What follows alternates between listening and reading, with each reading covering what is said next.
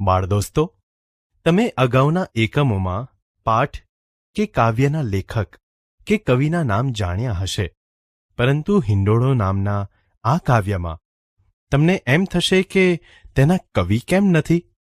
કેમ કે આ એક લોકગીત છે. લોકગીત એ લોક સમૂહ દ્વારા રચાયેલું ગીત છે. પરંપરાથી તે લોકોમાં ગવાતું ચાલ્યું આવે છે. એટલે તે કોઈ એક વ્યક્તિની રચના નથી, પરંતુ એક કરતાં વધુ વ્યક્તિઓનો એમાં હિસ્સો હોય છે. તેથી તેના રચયિતા વિશે આપણને કોઈ માહિતી મળતી નથી. વળી આવા લોકગીતો સહેલાઈથી ગાઈ શકાય એવા હોય છે. તેથી સહજ રીતે જ તે નાના મોટા સૌને આનંદ આપતું યાદ રહી જાય છે. બાળદોસ્તો, હિંડોળો એ લોકગીતમાં શ્રીકૃષ્ણના પહેરવેશ અને ચાલ ઢાલનું વર્ણન કરવામાં આવ્યું છે. બાળદોસ્તો, હવે આપણે કાવ્યનું શ્રવણ કરીએ.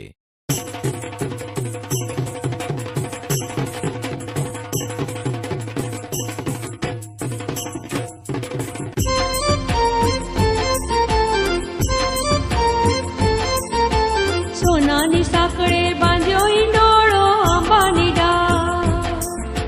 સોનાની સાંકળે બાંધ્યો હિંડોળો આંબાની ડાળ. રૂપાના કડલા ચાર વાલો મારો હિંચે હિંડોળે આંબાની ડાળ. રૂપાના કડલા ચાર વાલો મારો હિંચે હિંડોળે આંબાની ડાળ. સોનાની સાંકળે બાંધ્યો હિંડોળો આંબાની ડાળ. રૂપાના કડલા ચાર વાલો મારો હિંચે હિંડોળે આંબાની ડાળ. રૂપાના કડલા ચાર વાલો મારો હિંચે હિંડોળે આંબાની ડાળ.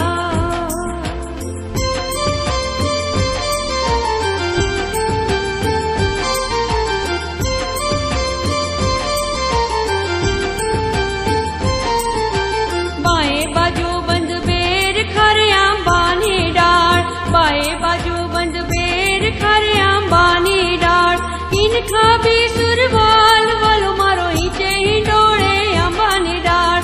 ઈનખા બી સુરવાલ વાલો મારો હિંચે હિંડોળે આંબાની ડાળ. સોનાની સાંકળે બાંધ્યો હિંડોળો આંબાની ડાળ.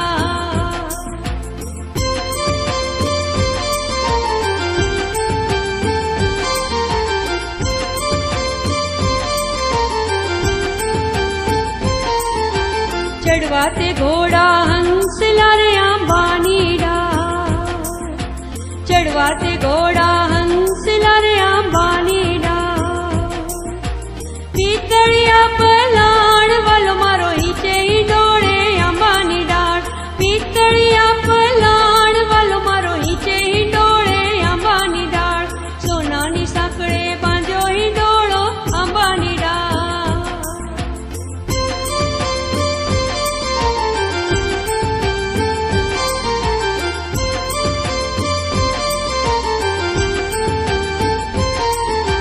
પગે રાઠોડી મોજડી રે આંબાની ડાળ.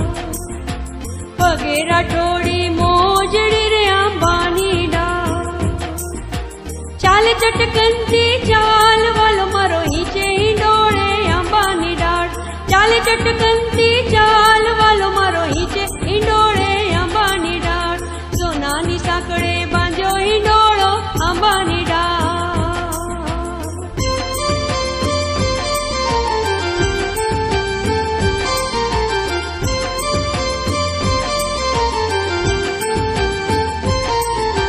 માથે મેવાડી મોળિયા આંબાની ડાળ. માથે મેવાડી મોળિયા આંબાની ડાળ. દશે આંગળીએ વેડ વાલો મારો હિંચે હિંડોળે આંબાની ડાળ. દશે આંગળીએ વેડ વાલો મારો હિંચે હિંડોળે આંબાની ડાળ.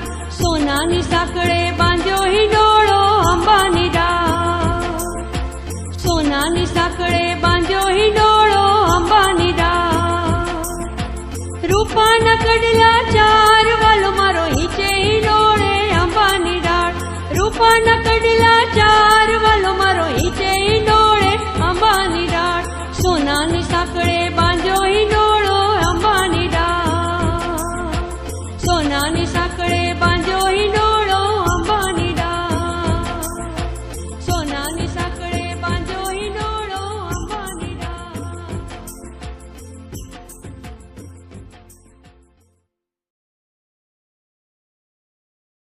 બાળ દોસ્તો, હવે આપણે કાવ્ય પંક્તિઓના ગાન સાથે સમૂહ ગાન કરીએ.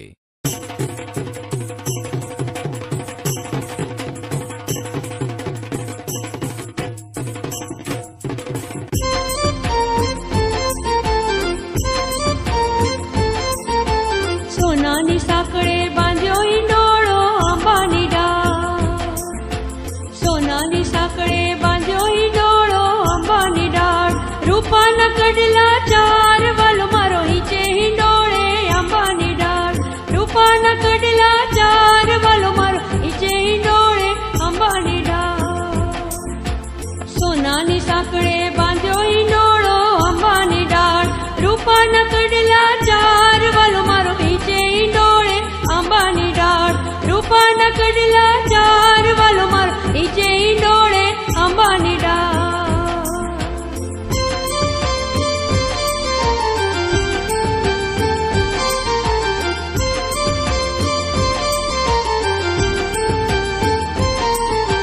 બાએ બાજુ બંધ બેર ખરે આંબાની ડાળ.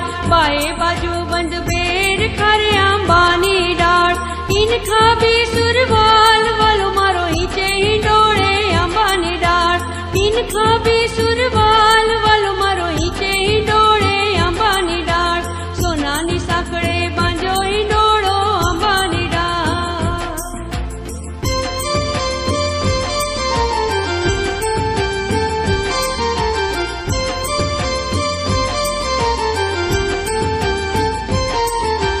ચડવા તે ઘોડા હંસલા રે આંબાની ડાળ. ચડવા તે ઘોડા હંસલા રે આંબાની ડાળ. પિતળિયા પલાણ વાલો મારો હિંચે હિંડોળે આંબાની ડાળ. પિતળિયા પલાણ વાલો મારો હિંચે હિંડોળે આંબાની ડાળ. સોનાની સાંકળે બાંધ્યો હિંડોળો આંબાની ડાળ.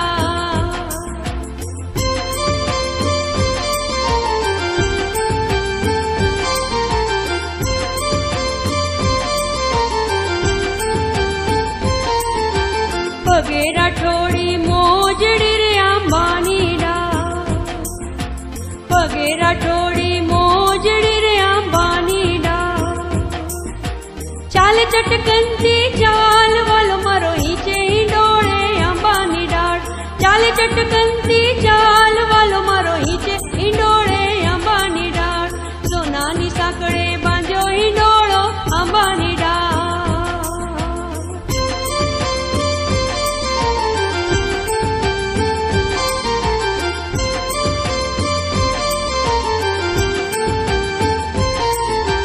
માથે મેવાડી મોળિયા આંબાની ડાળ. માથે મેવાડી મોળિયા આંબાની ડાળ. દશે આંગળીએ વેડ વાલો મારો હિંચે હિંડોળે આંબાની ડાળ. દશે આંગળીએ વેડ વાલો મારો હિંચે હિંડોળે આંબાની ડાળ. સોનાની સાંકળે બાંધ્યો હિંડોળો આંબાની ડાળ. સોનાની સાંકળે બાંધ્યો હિંડોળો આંબાની ડાળ. રૂપાના કડલા ચાર વાલો મારો હિંચે હિંડોળે આંબાની ડાળ. રૂપાના કડલા ચાર વાલો મારો હિંચે હિંડોળે આંબાની ડાળ. સોનાની સાંકળે બાંધ્યો હિંડોળો આંબાની ડાળ. સોનાની સાંકળે બાંધ્યો હિંડોળો આંબાની ડાળ. સોનાની સાંકળે બાંધ્યો હિંડોળો આંબાની ડાળ.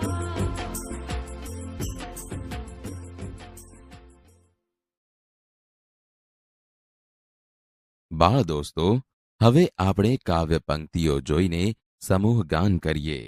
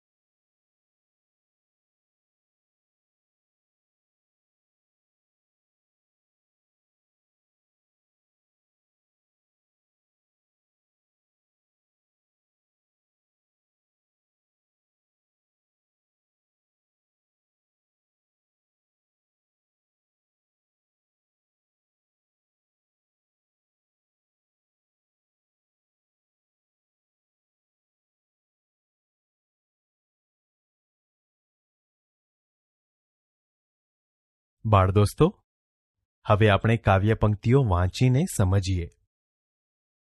સોનાની સાંકળે બાંધ્યો હિંડોળો આંબાની ડાળ, રૂપાના કડલા ચાર વાલો મારો હીંચે હિંડોળે આંબાની ડાળ.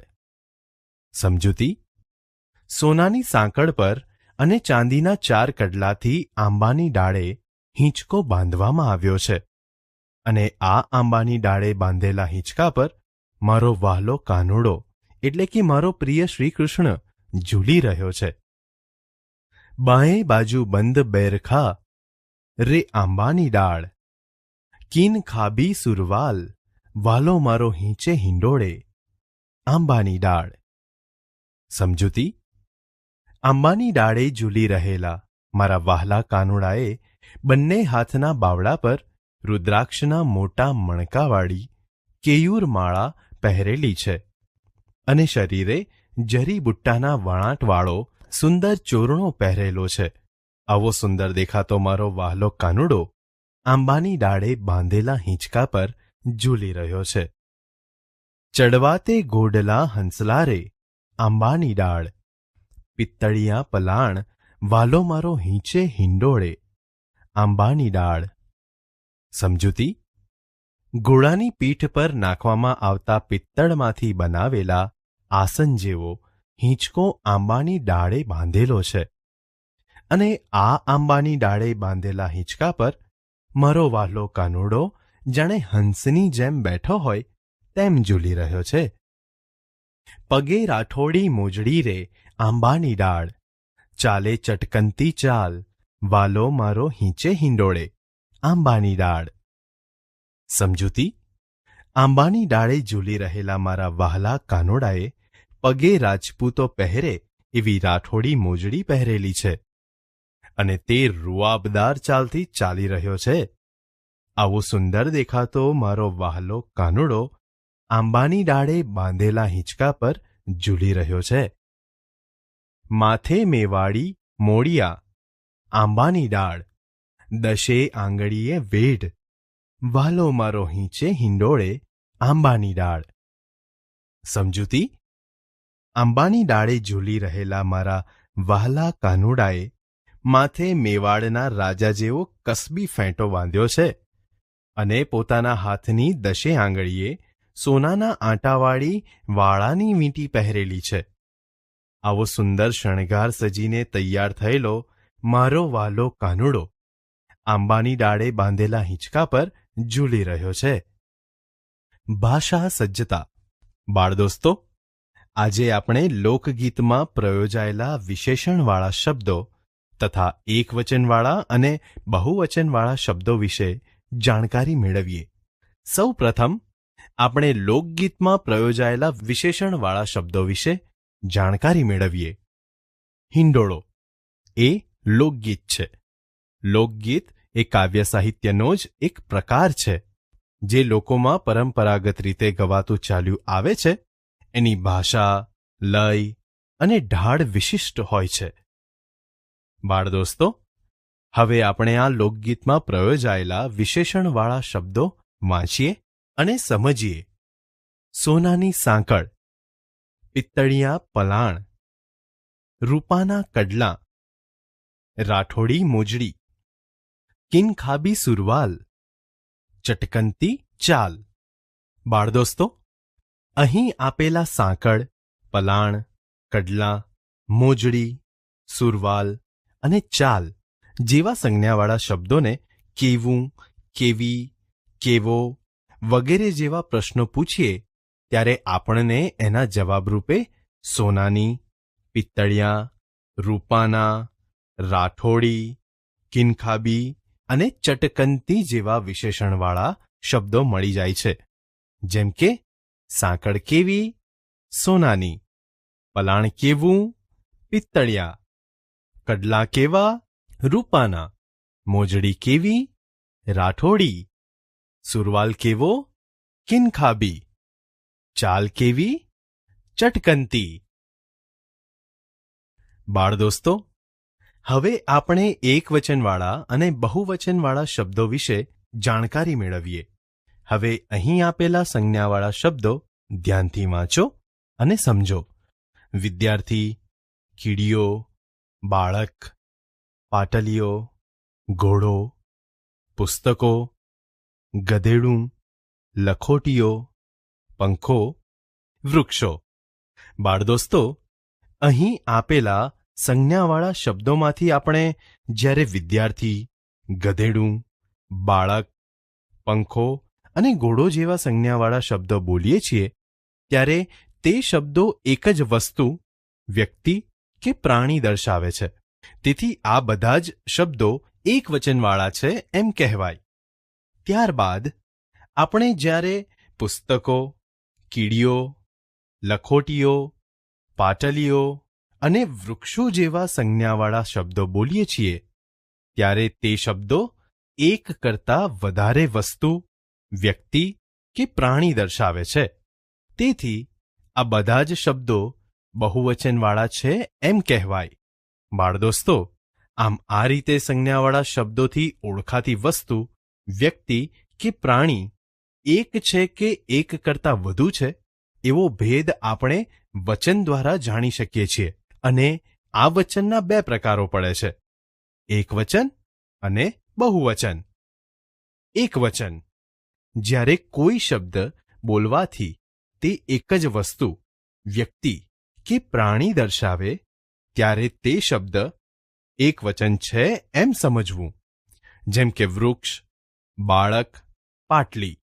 બહુવચન: જ્યારે કોઈ શબ્દ બોલવાથી તે એક કરતાં વધારે વ્યક્તિ, વસ્તુ કે પ્રાણી દર્શાવે ત્યારે તે શબ્દ બહુવચન છે એમ સમજવું. જેમ કે વૃક્ષો, બાળકો અને પાટલીઓ.